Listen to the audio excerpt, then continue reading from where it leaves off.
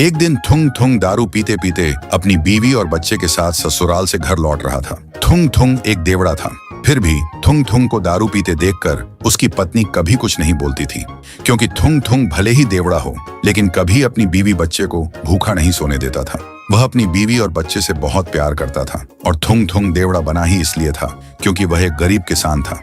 उसे हमेशा एक ही बात सताती रहती थी, अगर कभी फसल अच्छी नहीं हुई तो क्या होगा, और अगर उसे कुछ हो गया तो उसकी बीवी बच्चे का क्या होगा। इसी बेकार टेंशन की वजह से थुंग थुंग देवड़ा बन गया था।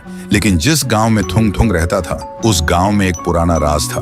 उस गांव के बाहर एक पुरानी हवेली थी और उस हवेली के अंदर एक बड़ा सा आईना रखा था जिसके अंदर सिर्फ काला अंधेरा था। लोग कहते थे वह आईना चेहरा नहीं नियत देखता है और उसी का भविष्य दिखाता है। और कहते हैं कि बहुत साल पहले एक आदमी जब उस आईने के पास गया तो आईने ने उसे अपने अंदर खींच लिया था। इसीलिए सालों से किसी ने न उस हवेली में घुसने की और न ही उस आईने में झांकने की हिम्मत की थी।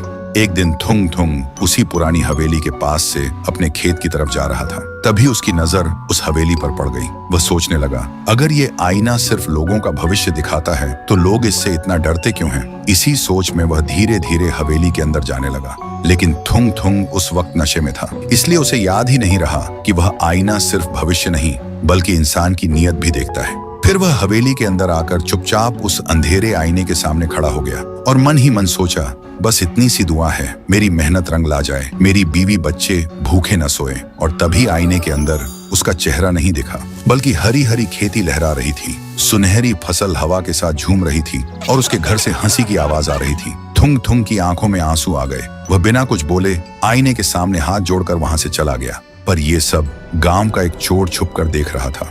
ये सब देखते ही उसके मन में लालच आ गया। वह सोचने लगा, गांव वाले झूठ बोलते हैं, ये आईना तो जादुई है जो लोगों का भविष्य उजाला करता है। शायद इसलिए गांव वाले सच छुपा रहे हैं ताकि सिर्फ वही अपना पेट भर सकें।